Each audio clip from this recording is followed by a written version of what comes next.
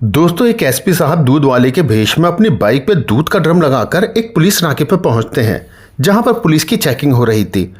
वहां जाने के बाद एक दरोगा साहब उनको रोक लेते हैं और उन्हें धमकाते हुए कहने लगते हैं कि तुम्हारी बाइक में ये कमी है, तुम इस तरह से चल रहे हो और तुम्हारा चालान होगा। अगर तुम्हें चालान से बचना है तो तुम्हें मुझे पैसे देने पड़ेंगे। इसके बाद जो एसपी साहब दूध वाले के भेष में थे वे उनसे रिक्वेस्ट करने लगते हैं और कहते हैं कि साहब, मैं तो बहुत गरीब आदमी हूँ, रोज़ कमाता हूँ, रोज़ खाता हूँ, मेरे पास इतने पैसे कहाँ से आए। तो दो दरोगा साहब थे, वे उनकी बाइक की चाबी निकालकर वहाँ से जाने लगते हैं। दोस्तों, एसपी साहब वहाँ पर दूध वाले के भेष में आखिर गए क्यों थे और क्या हुआ था, इससे आगे कहानी की पूरी सच्चाई जानने के लिए वीडियो के अंत तक ज़रूर बने रहें। और दोस्तों, वीडियो में आगे बढ़ने से पहले मेरी आपसे रिक्वेस्ट रहेगी कि आप हमारी इस वीडियो को लाइक करके चैनल को सब्सक्राइब ज़रूर कर लें। और दोस्तों, अगर वीडियो अच्छी लगे तो अपने दोस्तों के साथ शेयर ज़रूर करें। दोस्तों, ये कहानी उत्तर प्रदेश के कानपुर ज़िले की है। वहाँ पर एक लड़का रहा करता था जिसका नाम विकास होता है, जो कि अपनी माँ के साथ रह रहा था। वैसे तो विकास काफ़ी पढ़ा लिखा लड़का था, लेकिन अभी उसे कोई नौकरी वगैरह नहीं मिली थी। वो बस इधर उधर छोटा मोटा काम करता और उसी से अपनी माँ और अपना 2 वक्त के खाने का इंतज़ाम किया करता। तभी एक दिन अचानक उसकी माँ की तबीयत ख़राब हो जाती है। तो इसके बाद वो उसे डॉक्टर साहब के पास ले जाता है।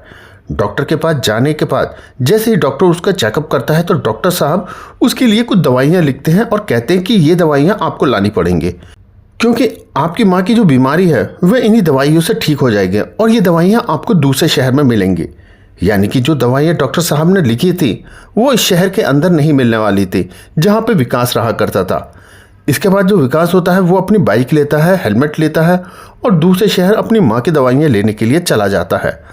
उसने डॉक्टर साहब से पूछा था कि डॉक्टर साहब, ये कितने रुपए की आ जाएंगी। तो डॉक्टर साहब ने बताया था कि लगभग 1000 रुपये की दवाई आएंगी, आप इन्हें वहाँ से ले आना। विकास उस शहर में पहुँच जाता है और वहाँ पर मेडिकल स्टोर तक जाने के लिए उसे एक पुलिस चेक पोस्ट को पार करना था। अब जैसे ही वो पुलिस नाके पर पहुँचता है तो वहाँ जाने के बाद जो वहाँ पर दरोगा थे जो वाहनों की चेकिंग कर रहे थे वो एकदम से विकास को रोक लेते हैं। विकास भी पुलिस वालों के सामने रुक जाता है और उनसे पूछता है कि कहिए साहब, क्या बात है। तो वो कहते हैं कि आपकी बाइक में दिक्कत है और आपका चालान होगा। विकास कहता है कि बताइए साहब, मेरी बाइक पे क्या दिक्कत है, क्योंकि विकास की बाइक के पूरे कागज़ थे, अच्छी तरह से पेपर उसने मेंटेन कर रखे थे, साथ में उसने हेलमेट भी लगा रखा था और बाइक के सभी पेपर अपडेट होने के कारण उसको किसी प्रकार का डर या भय भी नहीं था।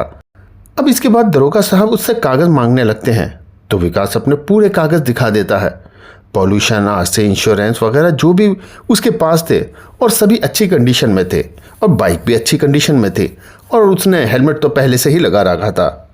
तो दरोगा साहब को कोई ऑप्शन नहीं दिखाई देता कि किस तरह से इससे पैसे ऐंठे जाएं, क्योंकि वो दरोगा साहब सभी से पैसे ले रहे थे और उसके बाद ही वाहनों को वहाँ से जाने दे रहे थे।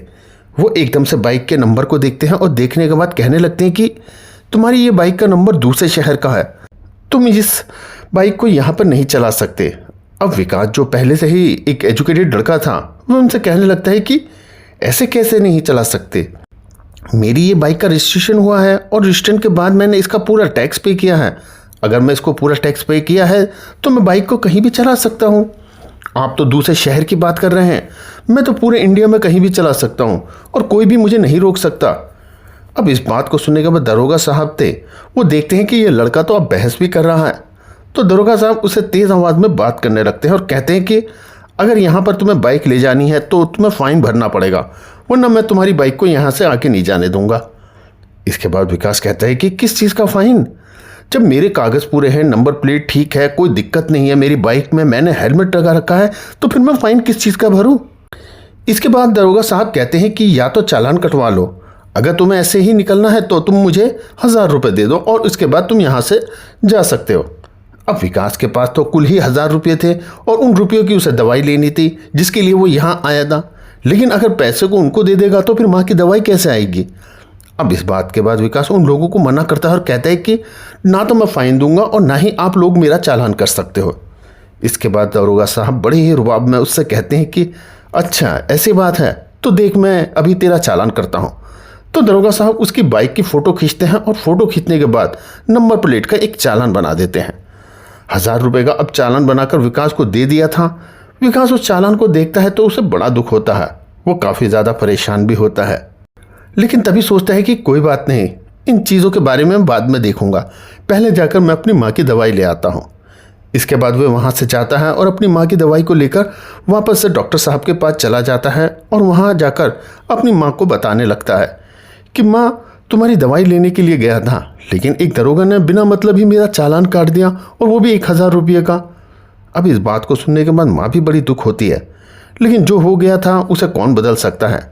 अब इसके बाद विकास सोचता है कि ऐसा काम नहीं चलेगा। जब मेरी बाइक के पूरे डॉक्यूमेंट हैं, हेलमेट लगा रखा है, और जिस चीज़ का इन्होंने चालान किया है उसमें भी कोई दिक्कत नहीं है, क्योंकि उसने सरकारी नंबर प्लेट लगा रखी थी और उसी के बदले में 1000 रुपये का चालान किया गया था। तो विकास अब एक फैसला करता है कि मैं इस तरह से तो चालान को नहीं भरूंगा। ये बात सब लोगों के सामने जानी चाहिए कि हमारे यहाँ पर ऐसा भी होता है कि सब कुछ कंप्लीट होने के बाद भी चालान काट दिया जाता है। तो विकास क्या करता है, अपनी बाइक को खड़ी करता है और अगली और पिछली नंबर प्लेट का दोनों साइड से फ़ोटो खींचता है और साथ में उस चालान की कॉपी भी लगा देता है। इन सभी चीज़ों को सोशल मीडिया पर पोस्ट कर देता है। साथ में एक वीडियो भी बनाता है जिसमें उसने पूरी घटना के बारे में विस्तार से बताया था कि मेरे साथ ऐसा हो गया, उसके बाद भी उन्होंने मेरा चालान काट दिया। अब उसकी फ़ोटो और वीडियो जैसे ही सोशल मीडिया पर डाली जाती है तो वो वायरल होने लगती है। वायरल होते हुए पुलिस डिपार्टमेंट के पास पहुंच जाती है। अब जैसे ही पुलिस वाले उन फोटोज़ को देखते हैं तो देखकर एकदम से हैरान हो जाते हैं और सोच विचार में पड़ जाते हैं कि हमारे यहाँ पर भी ऐसा हो रहा है। वे उसको रिप्लाई करते हैं सोशल मीडिया के थ्रू और उससे कहते हैं कि आपका चालान बहुत जल्द रद्द कर दिया जाएगा और इस असुविधा के लिए हमें बहुत ज़्यादा खेद है। इसके बाद जो विकास होता है वह उनसे दोबारा पूछता है कि मेरा चालान कब तक रद्द होगा। तो वो बताते हैं कि इस काम को करने में 2-3 दिन का समय लग जाएगा। अब ये खबर फैलते हुए ट्रैफिक पुलिस के एसपी तक भी पहुंच जाती है, क्योंकि उसने सब कुछ एड्रेस अच्छी तरह से उस वीडियो में बताया था और उस जगह के बारे में भी बताया था जहां पे दरोगा ने उसका चालान काटा था और उस दरोगा का नाम भी बताया था। तो एसपी साहब जैसे ही उस खबर को देखते हैं तो उन्हें उस बात का बड़ा ही बुरा लगता है, क्योंकि एसपी साहब बहुत ही ज़्यादा ईमानदार थे और वे ऐसे लोगों के खिलाफ सख्त थे। अब वे इस खबर को सुनने के बाद इस मामले की तह तक जाने का सोचते हैं कि अगर मैं ऐसे जाऊंगा तो वो दरोगा अलग अलग तरह की बातें बना देगा और बातें बनाने के बाद इस तरह से वो बच भी जाएगा। तो मुझे खुद से जाकर मामले की तहकीकात करनी होगी। तो जो एसपी साहब होते हैं वो एक दूधिया का भेष बनाते हैं, बाइक लेते हैं एक पुरानी सी और बाइक के ऊपर अपने ड्रामों को सेट करते हैं और एक पुराना सा हेलमेट पहनकर उसी नाके पर पहुंच जाते हैं जिस नाके के बारे में उस खबर में बताया गया था। वहां पर जाने के बाद जैसे ही वे वहां पहुंचते हैं तो एक हवलदार उन्हें रोक लेता है और रोकने के बाद वहाँ पर वही दरोगा साहब आते हैं बड़े ही रुआब में, और आने के बाद उससे कहने लगते हैं कि तुम्हारी तो बाइक पुरानी है, तुम्हारा चालान होगा। अब जो दूध वाले के भेष में एसपी साहब थे उनसे कहने लगते हैं कि मालिक, मैं तो बहुत गरीब आदमी हूँ, रोज़ कमाता हूँ, रोज़ खाता हूँ, मेरा चालान मत कीजिए। वैसे भी मेरे पूरे डॉक्यूमेंट क्लियर हैं और कोई दिक्कत भी नहीं है मेरी गाड़ी में। अब तो उसके बाद जो दरोगा साहब है कहने लगते हैं कि तुम्हारी बाइक पुरानी है। तो एसपी साहब हैं वो उन्हें कागज़ दिखाते हैं, कहते कि साहब देख लो, ज़्यादा पुरानी नहीं है, 2-3 साल पुरानी ही होगी और देखो अच्छी तरह से वर्किंग कंडीशन में है। अब दरोगा साहब उसके बाद हेलमेट की तरफ निगाह डालते हैं और कहते हैं कि तुम्हारा हेलमेट टूटा पड़ा है। तभी जो दूध वाले के भेष में एसपी साहब होते हैं वे बड़ी विनम्रता से कहते हैं कि साहब ये पुराना ज़रूर है लेकिन टूटा नहीं है, आप इसे देख सकते हैं, इस पर ISI मार्का भी लगा हुआ है।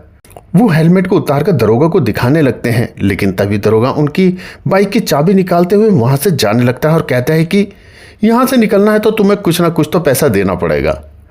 अब इस बात को देखकर एसपी साहब को बहुत ज़्यादा गुस्सा आता है, लेकिन वो फिलहाल अपने आप को कंट्रोल में करते हैं क्योंकि वे उसे रंगे हाथ पकड़ना चाहते थे ताकि उस पर अच्छे से कार्रवाई कर सकें।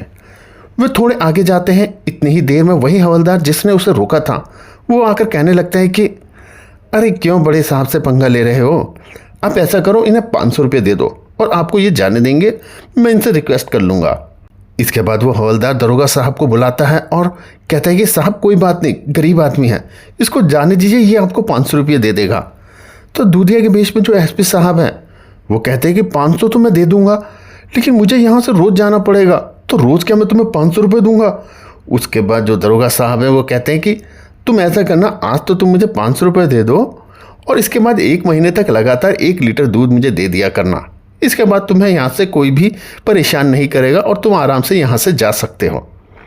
इसके बाद एसपी साहब कहते हैं कि साहब दूध तो मैं नहीं दे सकता क्योंकि दूध तो मेरा नपा तुला होता है, अगर मैं आपको दूध दे दूंगा तो मैं ग्राहकों की पूर्ति नहीं कर पाऊंगा।